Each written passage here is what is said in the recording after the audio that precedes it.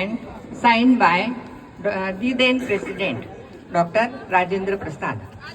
And on 26th January 1950, it was implemented. It came in force on 26th January 1950. So this is the importance of the day.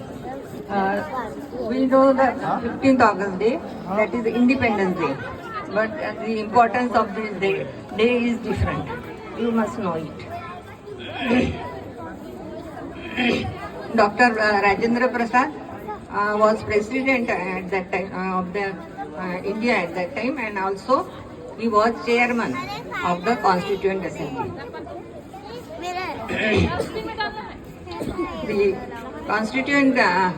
Constitution of India is largest and best in the world, and it has 395 articles and 8 schedules. Let us understand the preamble of the Constitution of India. It is very important and every citizen must know. The preamble of the Indian Constitution embodies the solemn resolve of the people of India to constitute India into a sovereign, socialist, secular, democratic republic, and to secure to all its citizens justice, social, economic, and political, liberty of thought, expression, belief, faith, and worship, equality of status and of opportunity, and to promote among them all fraternity, assuring the dignity of the individual and the unity and integrity of the nation. What are the special provisions in the Indian Constitution? The Indian Constitution is more descriptive in comparison to other constitutions of the world. The Indian Constitution is a written and enacted constitution. As per Indian Constitution, India is a sovereign, democratic and republic. The Constitution of India is a supreme law of the country. The Constitution has established India as a socialist, secular country. The parliamentary system of democracy has been adopted. The Constitution has given fundamental rights to the citizens. The Constitution has provided directive principles of state policy to be followed by the governments. The Constitution has provided an independent judiciary. Dr. Chidanand Sinha was the first temporary president of the Constituent Assembly, and then Dr. Rajendra Prasad was permanent member of the Constituent Assembly, and he would become a first president of India. The vice president of the Constituent Assembly was Professor Harendra Kumar Mukherjee. Drafting committee was elected by the Constituent Assembly on 29th August 1947. There were total 7 members in the committee. Dr. B.R. Ambedkar was chairman of the drafting committee. The other members were Krishna Swami Iyer, Sri Munshi K. M. Munshi, Sri N. Gopala Swami Iyengar, Sri Syed Muhammad Sadullah, Dr. S.R. B.L. Mittal and Sri D.P. Khaitan. Later on, D.L.B.L. Mittal was replaced by T.T. Krishnamachari and D.P. Khaitan by N. Madhav Rao. On 26 November 1949, in the Constitution Hall, New Delhi, President Dr. Rajendra Prasad appreciated the contribution of Dr. Babasaheb Ambedkar with the following words. I will read them. Before I close, please keep the silence.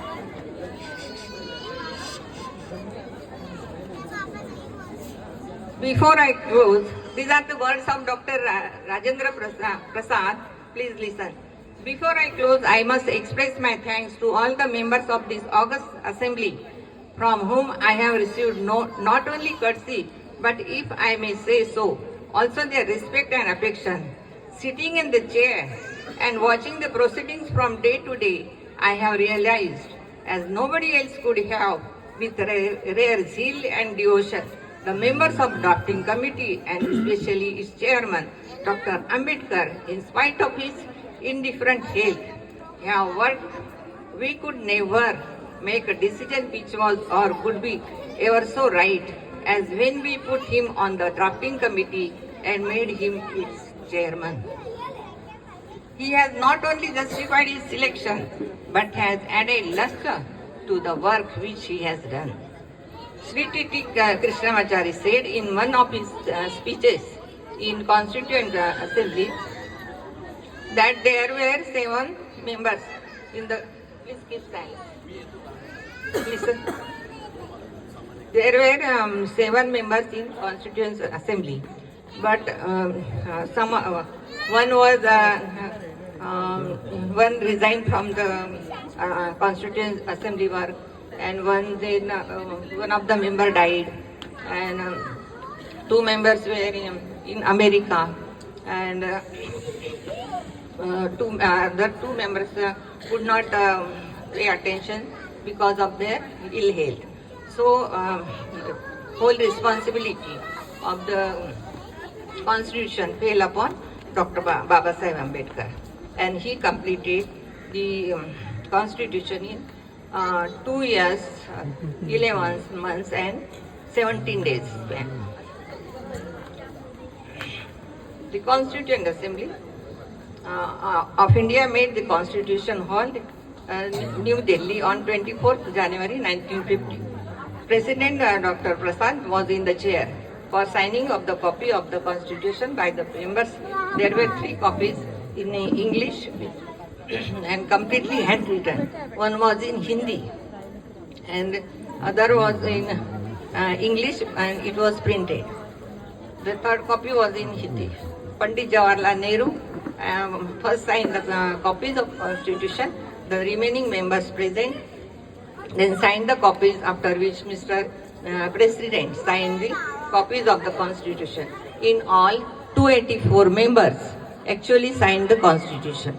On that day, Constituent Assembly ceased to exist, transforming itself into the Provisional Parliament of India until a new Parliament was constituted in 1952. Dear friends, our Constitution has made all provisions to serve the people of the country. Hence, it is our right to avail them if they are not provided by whosoever government is.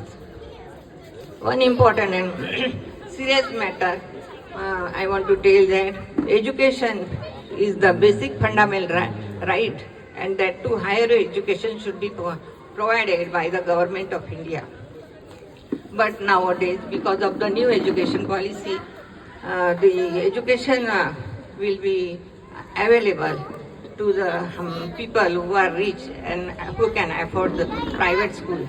So this is a very serious matter regarding the new education policy, and that you must understand this. Thank you very much.